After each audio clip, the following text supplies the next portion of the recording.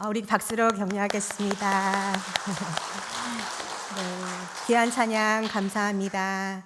우리 함께 인사 나눌까요? 샬롬. 샬롬. 우리 앞뒤 좌우 옆으로 샬롬의 인사를 나누겠습니다. 샬롬. 네, 오늘도 예배의 자리, 이 시간 예배의 자리에 나오신 여러분 모두에게 주님의 은혜와 자비와 평강이 함께 하시기를 축복합니다.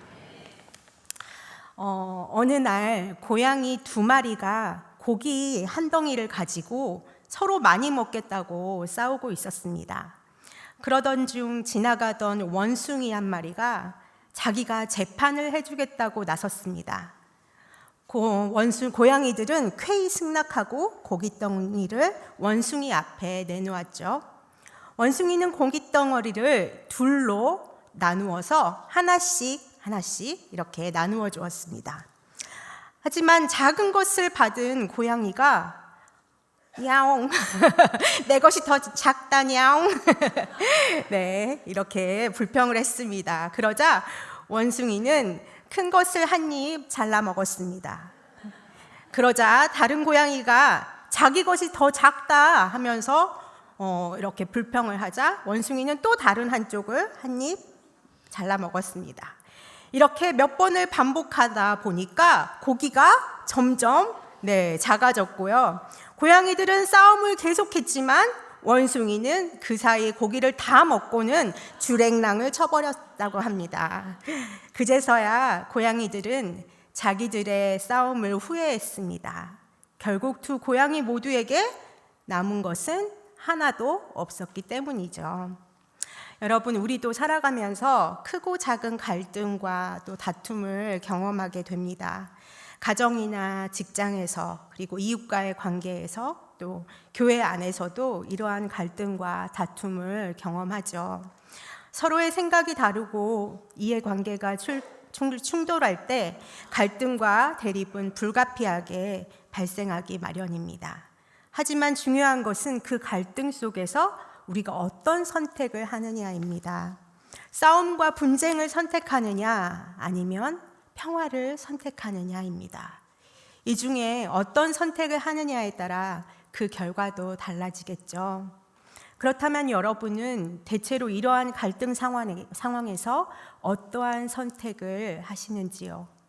혹여 싸움과 분쟁을 선택했을 때 그때마다 여러분은 여러분이 원하는 좋은 결과를 얻으셨는지요? 어쩌면 앞서 말씀드린 고양이들의 이야기처럼 아무것도 남지 않는 결과를 얻으셨을지도 모릅니다. 또는 분명히 이겼는데 왠지 진 것 같은 느낌이 든 적도 있었을 것입니다.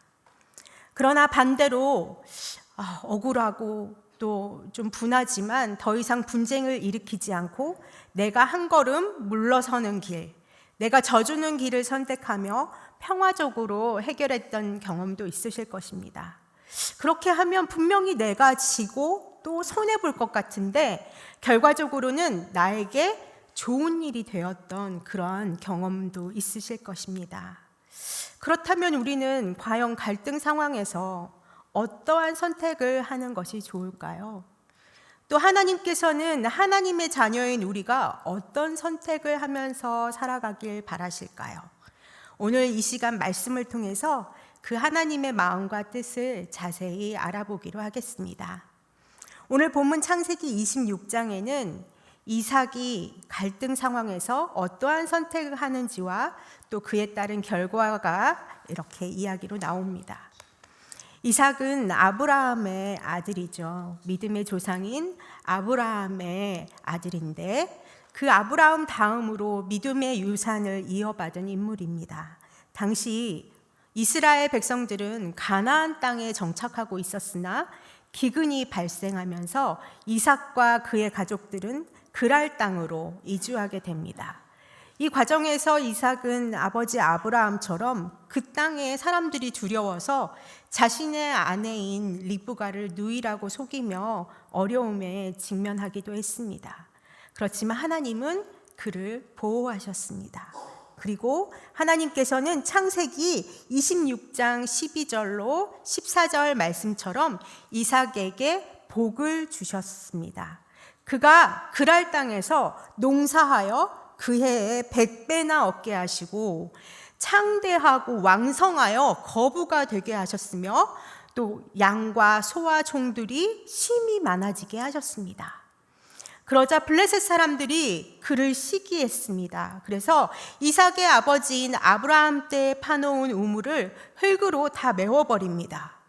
또 26장 16절 말씀처럼 블레셋 왕인 아비멜렉은 이삭이 자기들보다 강성해져서 자신들에게 큰 위협이 되므로 그곳을 떠나라 하고 명령합니다.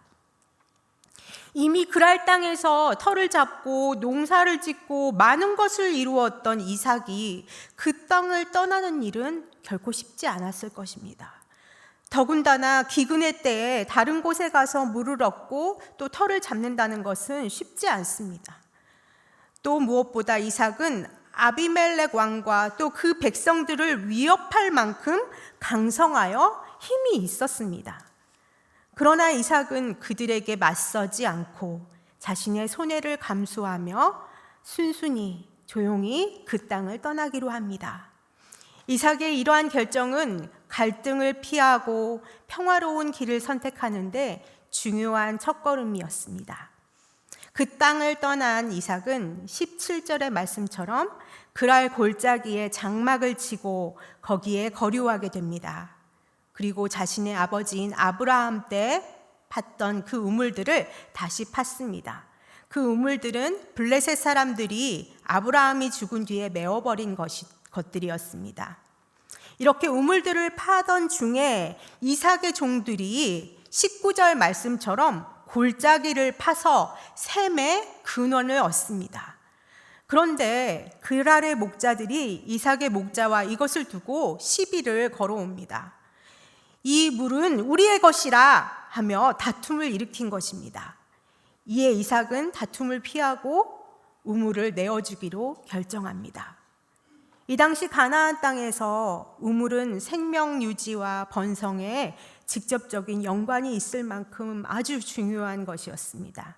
많은 가축과 또 종들을 거느린 이삭이었기에 이들의 생명을 책임지고 있는 그가 우물을 포기하는 것은 쉬운 일이 아니었습니다. 그러나 그는 다툼을 택하지 않고 평화를 선택하며 순순히 우물을 내어줍니다. 이삭은 이 우물의 이름을 에색이라고 지었는데요. 이 에색은 다툼을 의미합니다. 여러분, 우리 삶에도 이러한 갈등과 다툼의 순간들이 찾아옵니다. 그러나 중요한 것은 갈등이 생겼을 때의 우리의 태도입니다.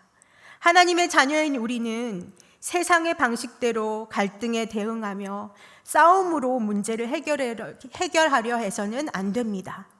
만약 다투고 분쟁하며 세상 사람들과 똑같이 한다면 하나님의 자녀인 우리는 세상 사람들과 별반 다르지 않기 때문입니다.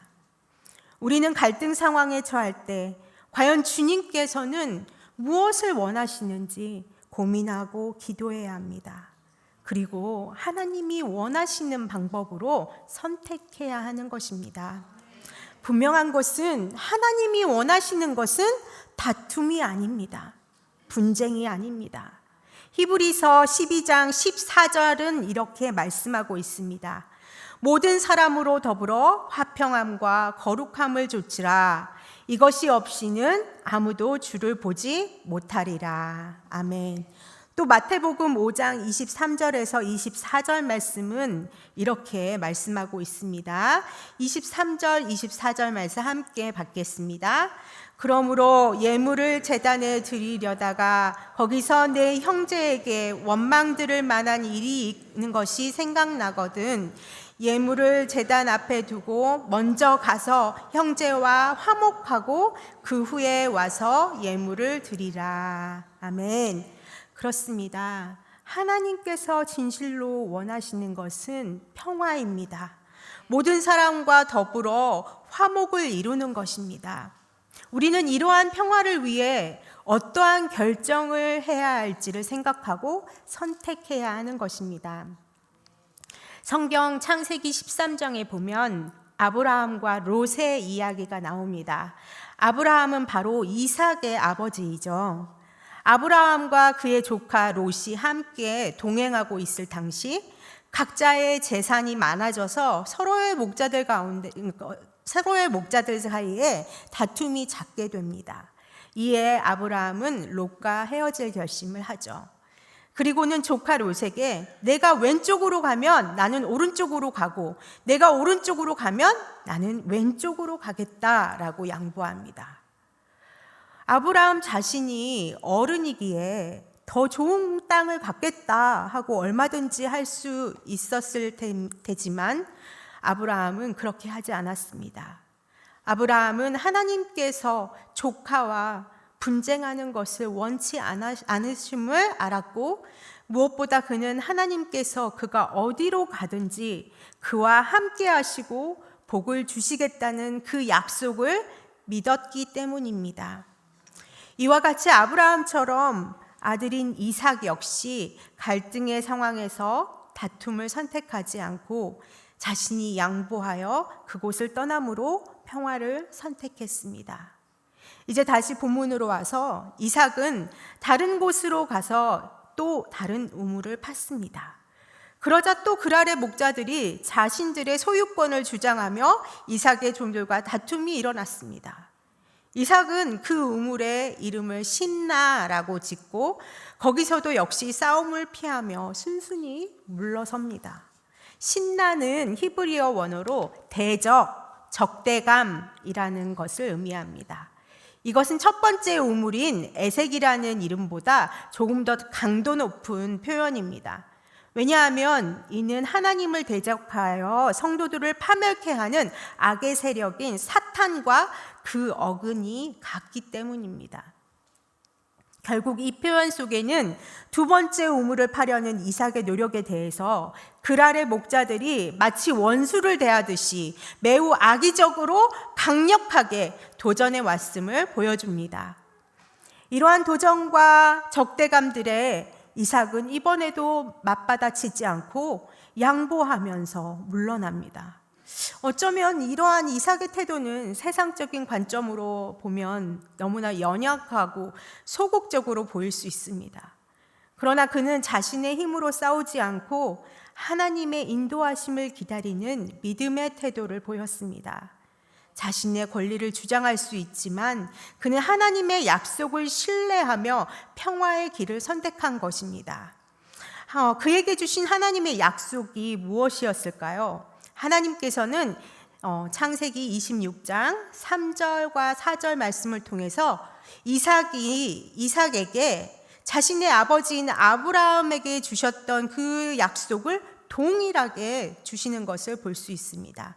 함께 말씀 받겠습니다. 이 땅에 거류하면 내가 너와 함께 있어 내게 복을 주고 내가 이 모든 땅을 너와 내 자손에게 주리라. 내가 내 아버지 아브라함에게 맹세한 것을 이루어 내 자손을 하늘의 별과 같이 번성하게 하며 이 모든 땅을 자손에게 주리니 내 자손으로 말미암아 천하 만민이 복을 얻으리라. 아멘. 하나님께서는 이삭의 아버지인 아브라함을 이어서 이삭을 복의 계승자로 선택하신 것입니다.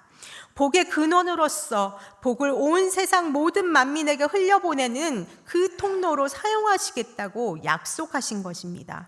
바로 이러한 하나님의 약속이 있었기 때문에, 한마디로 믿는 구석이 있었기 때문에 이삭은 억울하고 손해보는 상황에서도 자신의 것을 주장하지 않고 다툼으로 맞서지 않고 자신의 것을 양보할 수가 있었던 것입니다. 하나님을 향한 신실한 믿음, 그것이 이삭으로 하여금 인내하게 하고 손해를 기꺼이 감수하며 온유하게 물러설 수 있는 용기를 주었고 무엇보다 화평의 길을 선택할 수 있도록 그렇게 원동력이 되었던 것입니다.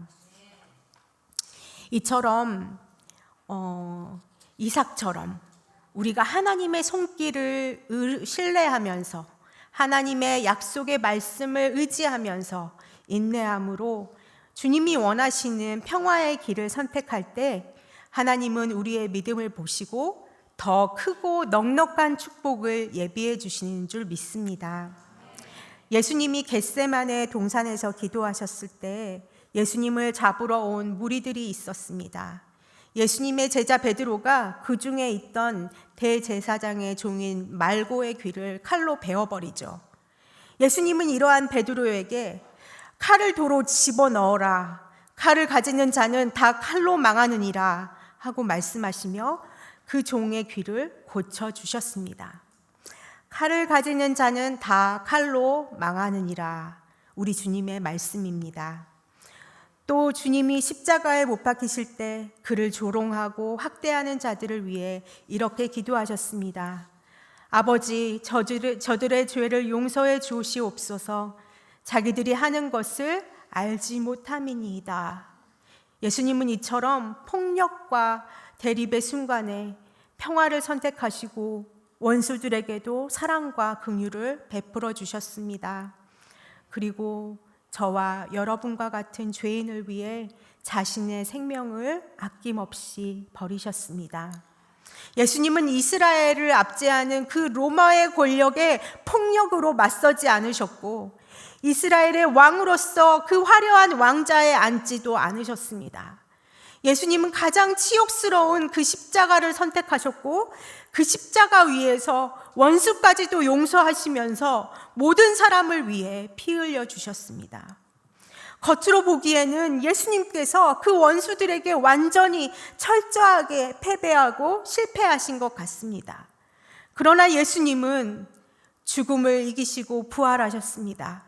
예수님의 패배의 상징이었던 십자가는 모든 사람을 구원으로 인도하는 길이 되었고 하나님과 사람 사이에 또 사람과 사람 사이에 화해와 화평의 도구가 되었습니다. 그러므로 구원의 은혜를 경험한 우리는 이러한 주님을 따르며 그 주님을 닮아가야 합니다. 때로는 억울합니다. 때로는 우리가 힘들고 또 지쳐서 또 아무 대응도 할 수 없을 때가 있습니다. 그러나 주님을 생각하며 인내하고 때로는 내가 손해보더라도 십자가에서 자신의 생명까지 주셨던 그 주님을 바라보면서 나를 겨누는 칼로 맞서지 않고 평화를 선택하는 것, 그것이 바로 우리 주님이 원하시는 길임을 믿습니다. 그것을 믿으며 평화를 선택하는, 어찌 되었든 평화를 선택하는 우리 모두가 되기를 소망합니다. 하나님은 평화의 길을 선택하는 우리 모두에게 반드시 하나님께서 예비하신 놀라운 은혜와 복을 채워주실 것입니다. 이제 마지막으로 마침내 이삭은 22절의 말씀처럼 세 번째로 다른 우물을 팠습니다. 그런데 이번에는 그들이 다투지 아니하였다라고 기록하고 있습니다. 이삭은 이 우물의 이름을 르호봇이라고 불렀습니다. 르호봇은 히브리어로 넓은 자리, 넉넉한 공간을 의미합니다. 이는 이삭이 하나님의 인도하심을 통해 얻은 넉넉한 평화와 축복의 상징이라고 할 수 있습니다. 이삭이 갈등 속에서도 평화를 선택했을 때 하나님은 그를 위해 더 크고 풍성한 자리를 마련하셨습니다. 이삭은 이제 더 이상 다툼이 없는 그 안전한 장소에서 새로운 시작을 할 수 있게 되었습니다. 이삭은 22절 하반절에 이렇게 고백합니다. 함께 말씀 받겠습니다. 이제는 여호와께서 우리를 위하여 넓게 하셨으니 이 땅에서 우리가 번성하리로다 하였더라. 아멘. 이삭은 하나님께서 자신에게 복을 주시고 번성하게 하시겠다는 그 약속을 이루어 주고 계심을 경험했습니다. 그리고 앞으로도 그 약속이 신실하게 이루어질 것을 고백하면서 하나님을 찬양합니다. 이처럼 끝까지 인내하며 온유함으로 그랄 사람들을 대했던 이삭, 그는 결국 넓은 땅을 차지하는 것은 물론 하나님으로부터 놀라운 축복의 약속을 받게 되었습니다. 그리고 오늘 본문 이후에 보면 이삭을 적대시하고 이삭을 그랄 땅에서 쫓아냈던 그 땅의 왕인 아비멜렉이 이삭을 찾아옵니다. 그는 여호와께서 이삭과 함께 계심을 내가 분명히 보았다라고 고백합니다. 그러면서 이삭과 화해를 요청해 왔습니다. 그리하여 그들은 서로 맹세하며 평화의 조약을 맺습니다. 사랑하는 성도 여러분, 하나님은 우리 삶에도 이렇게 역사하십니다. 우리가 어려움 속에서도 하나님을 신뢰하고 다툼이 아니라 인내와 온유함으로 평화를 선택할 때 하나님은 우리에게도 동일하게 놀라운 은혜와 복을 허락해 주십니다. 때로는 평화의 길을 선택하느라 우리가 포기해야 되고 손해봐야 하는 그 모든 것들도 하나님은 더 크고 놀라운 방법으로 풍성하고 넉넉하신 그 갑절의 은혜로 채워주십니다. 주님은 온유한 자가 땅을 기업으로 받으며 화평케 하는 자는 복이 있나니 저희가 하나님의 아들이라 일컬음을 받으리라 하고 말씀하셨습니다. 그러므로 사랑하는 성도 여러분, 세상에서 비록 억울한 일을 당한다 할지라도 끝까지 인내하며 온유함을 잃지 마십시오. 할 수 있거든 모든 사람과 더불어 화평하며 악에게 지지 말고 선으로 악을 이기십시오. 이제 말씀을 맺겠습니다. 사랑하는 성도 여러분, 오늘 본문에서 이삭은 갈등 상황 속에서도 평화의 길을 선택했습니다. 그의 선택은 단순한 양보가 아니라 하나님을 신뢰하는 믿음의 표현이었습니다. 하나님의 약속을 신뢰하는 사람은 손해보는 상황에서도 기꺼이 져주고 양보할 수 있습니다. 우리를 위해 자기 목숨까지 주신 예수님, 십자가 위에서 원수까지도 용서하시고 사랑하신 그 예수님을 바라보는 사람은 억울한 상황에서도 상대방을 용서할 수 있고 대립과 갈등보다 다툼보다 평화의 길을 기꺼이 선택할 수 있습니다. 예수 그리스도 그분의 십자가 사랑이 죄인이었던 우리를 하나님과 화평케 하신 그분의 능력이 우리로 능히 화평의 길을 선택할 수 있도록 도와주실 것입니다. 이처럼 우리가 갈등의 순간에 평화를 선택할 때 하나님께서는 우리의 믿음과 순종을 기뻐하시고 그 결과로 르호봇과 같은 넓은 자리, 세상이 줄 수 없는 풍성한 은혜의 자리, 그 넉넉한 하나님의 축복의 자리로 인도해 주실 것입니다. 사랑하는 성도 여러분, 그러므로 어떤 상황에서도 오늘 이삭과 같이 그리고 우리 구주 예수 그리스도 우리 주님처럼 부디 믿음과 인내와 온유와 사랑과 정말 그 하나님의 마음으로 평화의 길을 선택하길 바랍니다. 그리하여 하나님이 예비하신 르호봇, 그 넓은 그 크신 하나님의 축복의 자리로 나아가는 여러분이 되시기를 간절히 소망합니다. 기도하겠습니다. 하나님, 오늘 이삭의 삶을 통해 갈등의 순간에도 믿음으로 평화를 선택하는 지혜를 배우게 하시니 감사합니다. 우리의 삶 속에서도 이삭처럼 평화를 선택하게 하시고 그로 인해 하나님께서 예비하신 놀라운 축복을 누리는 은혜가 있게 하여 주시옵소서. 예수님 이름으로 기도합니다. 아멘.